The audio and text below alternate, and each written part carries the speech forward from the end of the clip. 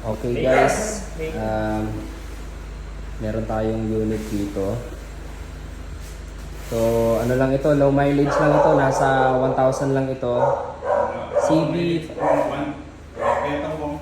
CB500F 2023 po, no? 2023 acquired po. 22. 23 mo nila. Opo. Sobrang fresh nito guys at hindi nagagamit. Ayan, gano na. Hindi talaga ito lumalabas guys. So post na lang natin yung presyo nito. So all stock ito guys. I think Michelin.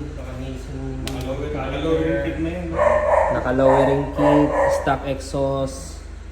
Ayan, walang kadumi-dumi yan guys. Fresh na fresh. Stock lahat.